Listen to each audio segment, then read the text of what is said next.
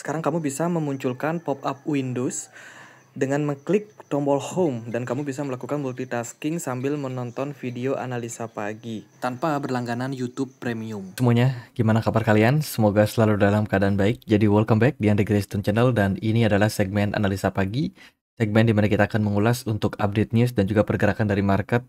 Ya, jadi kondisi dari market kripto khususnya altcoin hari ini merah berdarah. Rata-rata minus di atas 5%, bahkan ada yang sampai belasan persen, karena impact dari tekanan jual pada Bitcoin di perdagangan hari ini, serta Bitcoin dominance menguat sampai 3%, 3,45%. Nggak ngotak banget memang Bitcoin dominance. Ketika Bitcoinnya rontok, Bitcoin dominance-nya naik, justru ini bikin banyak altcoin yang mengalami dump ya, lumayan signifikan. Jadi posisi dari market saat ini mayoritas sedang merah. Hari kemarin, teman-teman, data kemarin dari makroekonomi kita dapat data ekspor import dari China. Sebenarnya trennya menunjukkan indikasi penguatan di mana ekspor dari China semakin kuat, yang mengindikasikan pemulihan ekonomi sedang terjadi. Kemudian dari data Amerika Serikat kemarin ada rilis data one year consumer inflation expectation untuk New York State, di mana inflasi perkiraannya itu adalah di 3% untuk kota New York.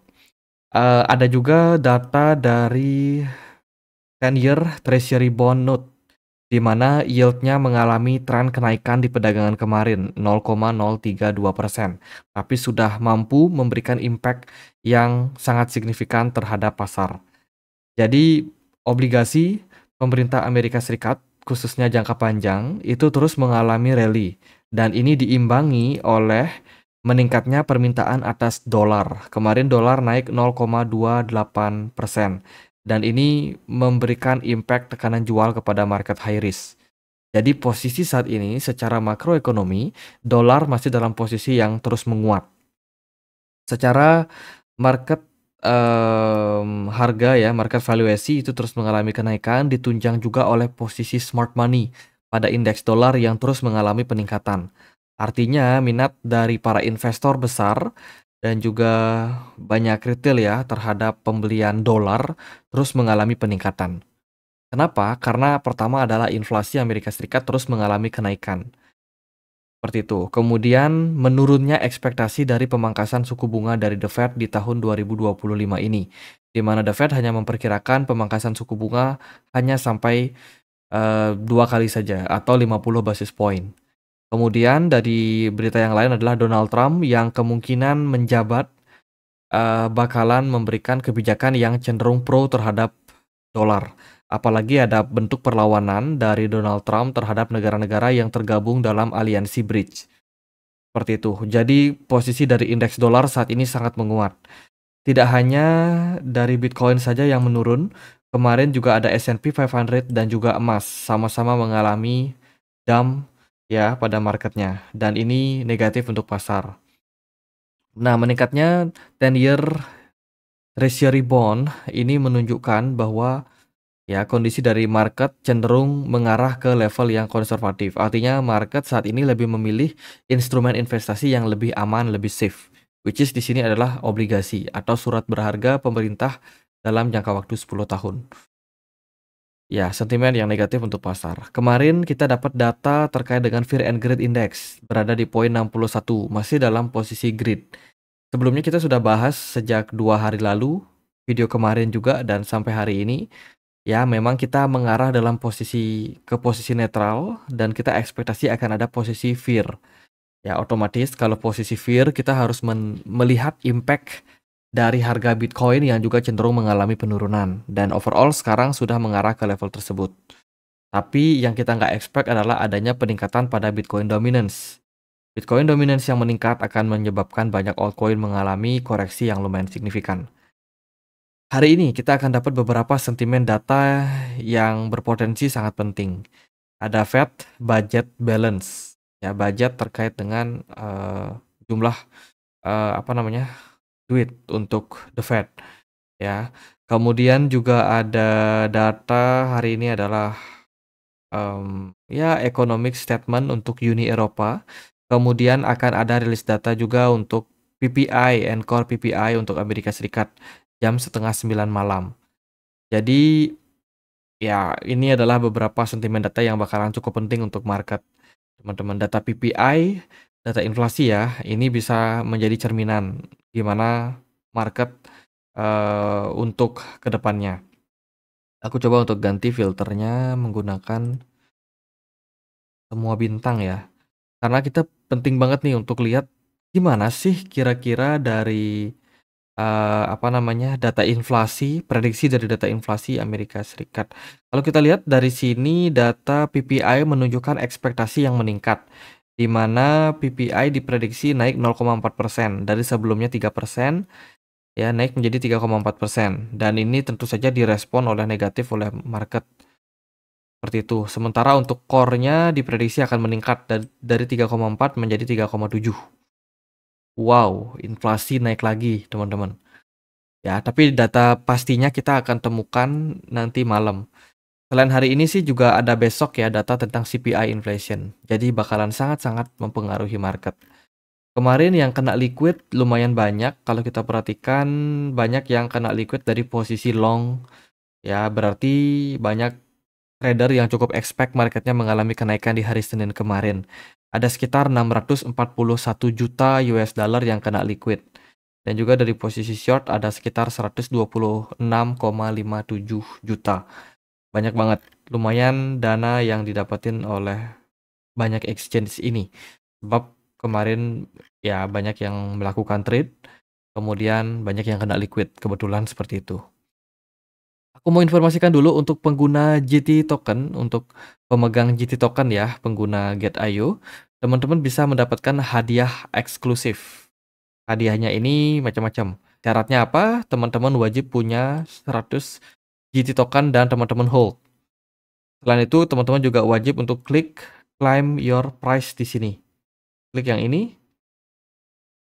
Nanti teman-teman diminta untuk memasukkan username Telegram kalian untuk memudahkan pengiriman hadiah. Ya, setelah itu teman-teman kirim. Itu aja sih syaratnya. Campaign ini akan berlaku sampai 7 hari ke depan, sampai tanggal 20 Januari 2025 ya, ketika pelantikan Donald Trump. Hadiahnya akan dikirimkan itu paling lambat 7 hari kerja. Ya, maksudnya akan mulai diproses 7 hari kerja. Mungkin untuk sampai di negara itu rewardnya akan dikirimkan estimasinya adalah 60 hari. Itu buat yang tertarik, linknya ada di kolom deskripsi. Oke, teman-teman, hari ini kita mendapatkan outflow dari beberapa produk Bitcoin ETF, khususnya datang dari BlackRock, aktif melakukan penjualan. Justru yang melakukan akumulasi ada di Fidelity, Grayscale, ARK Invest, Bitwise, dan juga FunEgg, Valkyrie, Invesco, Franklin Templeton. Itu ya, jadi BlackRock justru mengalami arus keluar, sementara itu dari Ethereum juga kurang lebih sama, 3 hari berturut-turut ada arus keluar yang terjadi. Negatif untuk Bitcoin dan juga altcoin. Kemarin CEO dari JP Morgan yaitu Jamie Dimon, ya dia mengatakan bahwa ya pandangannya terkait dengan kripto ini sangat pesimis. Ya, jadi kripto dianggap sebagai Ponzi scam. Bitcoin disebut sebagai skema Ponzi yang mana pengalaman yang mana menurut pengalaman ini bakalan mengalami crash. Ya, teman-teman mengalami crash, mengalami kehancuran lah seperti itu. Jadi Jamie Dimon ini memang dikenal sebagai tokoh yang tidak pro terhadap kripto. Seperti itu. Tapi JP Morgan anehnya dia bekerja sama dan berkolaborasi dengan banyak crypto exchange juga untuk memberikan kesempatan withdrawal dan juga pendanaan yang lebih mudah seperti itu. Jadi diam-diam mereka berkolaborasi, tapi CEO-nya punya pandangan yang pesimis terhadap market kripto.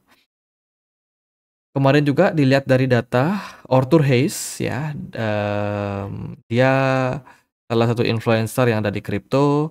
Dia juga adalah salah satu pendiri dari BitMEX, salah satu exchange yang terregulasi di Amerika Serikat.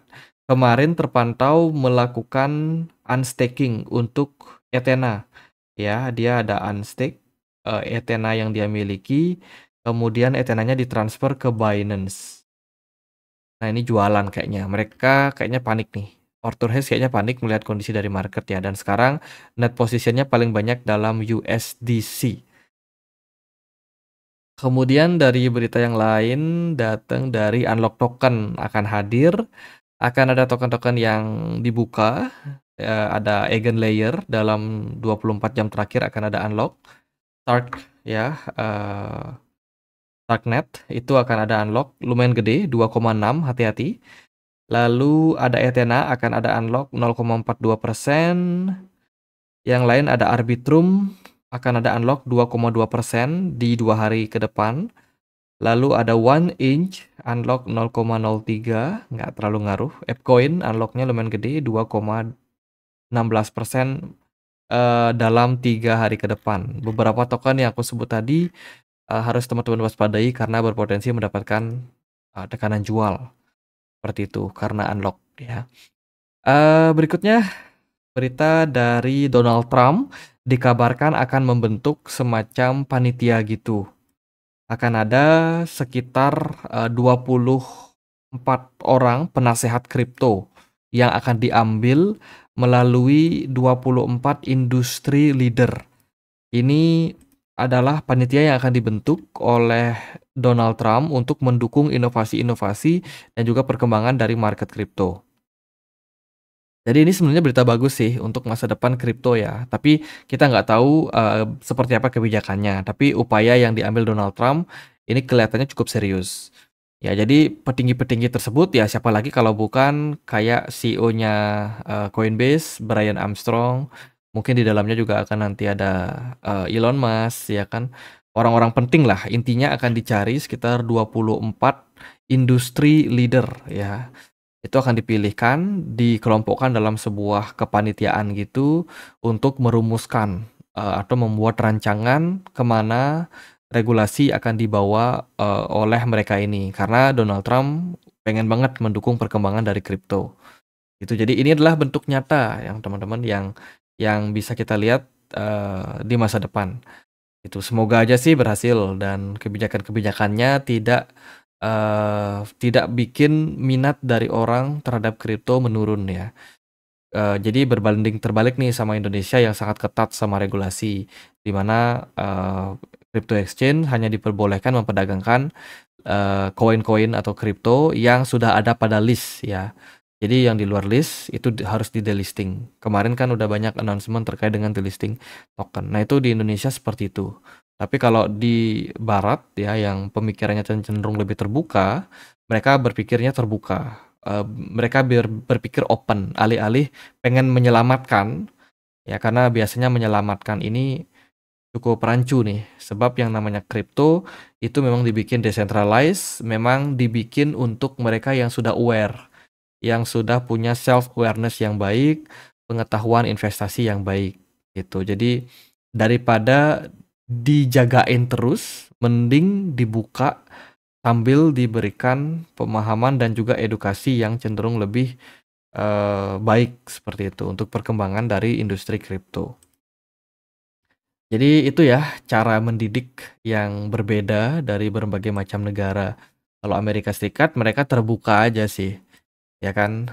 Tapi kalau di Indonesia anak-anak mereka itu diawasi dengan ketat ya biar tidak menyimpang. Itu jadi beda cara mendidiknya. Teman-teman dari Michael Saylor kemarin melakukan pembelian lagi terhadap Bitcoin senilai 243 juta Bitcoin. Jadi terpantau MicroStrategy beli sekitar 2.530 Bitcoin ya di perdagangan kemarin. Untuk price-nya di sini nggak dicantumin ya. Di level berapa MicroStrategy beli. Tapi kemungkinan sih ada di range di atas dari 90.000. Oke, terus juga ada BlackRock yang memberikan beberapa alasan. Jadi kayaknya BlackRock udah mulai memberikan sebuah insight ya lewat sebuah artikel yang mereka tulis di laman mereka sendiri tentang alasan kenapa sih harus memilih iShares Bitcoin ETF. Jadi tujuannya adalah untuk mendapatkan adopsi yang lebih besar terutama dari banyak institusi untuk membeli produk yang mereka bikin. Jadi semacam ada artikel baru untuk mempromosikan ya produk yang mereka bikin. Harapannya sih ada inflow yang lebih besar. BlackRock juga dikabarkan baru aja meluncing produk Bitcoin ETF mereka di CBOE di Kanada. Ini sentimen yang juga cenderung bagus. Kemudian ada Tether baru saja announce bahwa mereka akan relokasi ya ke El Salvador. Mereka akan pindah ke El Salvador untuk mendukung perkembangan dari stablecoin yang mereka bangun. Dan nampaknya dari El Salvador sendiri cukup terbuka terkait dengan keberadaan dari USDT tersebut. Oke, waktunya kita bahas gimana kondisi dari market. Tadi teman-teman di awal sudah mendapatkan outlook-nya, di mana indeks dolar terus mengalami peningkatan, impact dari 10-year treasury bond ya, yang terus mengalami kenaikan dari dari obligasi pemerintah Amerika Serikat. Dan karena untuk berinvestasi di obligasi butuh dolar, otomatis permintaan dolar menguat. Permintaan dolar menguat, impact-nya terbalik kepada beberapa aset kelas yang lain seperti emas, kemudian S&P 500 which is saham, dan juga kripto atau Bitcoin. Seperti itu. Bitcoin kalau kita lihat dia udah turun ya dari level psikologi pentingnya di 92.000 meskipun kita butuh closing time frame daily. Next support pada Bitcoin itu ada di kisaran eksponensial. Ini saya pakai eksponensial 100 ya. Eksponensial moving average 100 itu ada di poin 87.000. Itu adalah area penting. Kalau Bitcoin sampai drop dan closing di bawah level tersebut, maka bearish time untuk Bitcoin. Artinya koreksi yang lebih besar yang akan berpotensi membawa Bitcoin turun lebih dalam, bisa sampai ke 82.000, either bisa lebih turun lagi, bisa ke 73 ribuan. Jadi posisi dari smart money saat ini juga sudah mengalami penurunan yang lumayan signifikan pada Bitcoin. Oke, Bitcoin koreksi, Bitcoin dominance justru malah menguat, teman-teman. Jadi Bitcoin dominance ini benar-benar unpredictable ya. Secara movement dia bisa bergerak sangat liar dan sangat-sangat volatile seperti itu. Altcoin, aku sendiri banyak lihat altcoin berada dalam level yang cukup krusial. Contohnya Litecoin, dia terpantau udah jebol area EMA 100. Lalu dari XRP, ini agak beda. XRP sangat resilient, sangat tangguh ya. Masih minus cuma 2% aja, masih sangat strong. Solana udah ambruk 6%. WLD drop parah 12%. Kemudian juga ada Manta Network, breakdown dia teman-teman dari area supportnya di 0,7. PTI ini masih bertahan di area support sekitar 1,1. Udah mulai memasuki level yang rawan. Lalu ada Algorand, Koti, Matic sama-sama minus 6%. Lalu BGB yang udah sempat naik tinggi sekarang udah kembali koreksi. Jadi mayoritas altcoin memang dalam posisi yang cenderung koreksi. Apakah Bitcoin akan berpeluang turun lebih dalam? Again, teman-teman, market saat ini secara teknikal dikhawatirkan ya di time frame monthly itu mengkonfirmasi shooting star yang terbentuk di closing time frame monthly di bulan Desember. Januari ini rawan banget. Kalau sampai Bitcoin closing dengan candle merah, maka akan mengkonfirmasi shooting star yang terbentuk di monthly time frame. Shooting star itu teman-teman bisa cek ya di Google untuk polanya. Shooting star pattern. Nah, ini polanya. Jadi kurang lebih kayak gini, di mana ada satu candle berbentuk palu gitu, ya, dan ini merupakan sebuah indikasi pembalikan arah. Jadi kita udah dalam posisi yang sangat krusial nih, ya. Ini udah kebentuk di bulan Desember kemarin. Lalu di minggu tanggal 16 Desember kita create satu engulfing ya, bullish engulfing. Tapi sebenarnya yang terbentuk adalah hanging man pattern. Hanging Man pattern.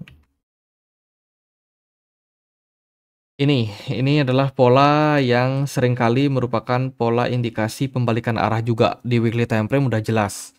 Satu hanging man dikonfirmasi dengan satu candle merah. Dan impact-nya apa? Impact-nya adalah koreksi pada harga Bitcoin. Jadi hanging man itu ini ya, yang bentuk palu ini. Tapi dia berada di puncak top, dikonfirmasi dengan satu bearish engulfing. Kemudian secara pergerakan sih tren mengarah ke fase penurunan di weekly time frame. Itu. Jadi posisi dari Bitcoin sebenarnya rawan banget untuk posisi sekarang. Closing di daily time frame kemarin juga kita cuma dapat doji doang, yang berarti masih ambigu, dan setelah itu di market Asia ya, menjelang fase pembukaan di market Amerika, justru market malah mendapatkan tekanan jual yang lumayan signifikan itu. Dan yang lebih tidak beruntungnya lagi, Bitcoin dominance justru malah menguat. Jadi Bitcoin masih dalam tekanan jual mengarah ke area 87 ribuan something. Ya, berpotensi turun di bawah level tersebut. Jadi ya market udah merespon seperti itu menjelang Donald Trump yang akan dilantik. Apakah waktunya exit atau enggak? Ya, itu balik lagi ke teman-teman sebenarnya. Karena yang namanya kripto itu kan sangat berisiko ya, teman-teman. Dan kita sendiri juga expect yang terbaik terjadi pada market. Tapi market punya kenyataan, market yang menentukan kemana pergerakan ke depannya, seperti itu. Dari saya melihat di posisi sekarang udah cukup rawan. Mungkin ya ini udah waktunya Bitcoin reversal. Tapi ada kemungkinan juga kalau reversal tidak terjadi, pergerakan Bitcoin justru malah masuk ke fase penurunan yang lebih signifikan. Jadi detik-detik penentuan sebenarnya menjelang pelantikan dari Donald Trump gitu. Oke, gitu aja untuk outlook kali ini. Semoga bisa bermanfaat untuk teman-teman. Kita punya komunitas diskusi di Telegram ya, buat teman-teman yang punya Telegram. Sorry, ini kita nggak bisa akses Telegram di apa namanya, di Google ya. Kita bisa akses di aplikasi Telegramnya langsung. Kita punya komunitas Telegram di seputar investasi. Bagi teman-teman yang pengen join, linknya ada di kolom deskripsi. Oke, sekian aja. Akhir kata saya Andre. Makasih.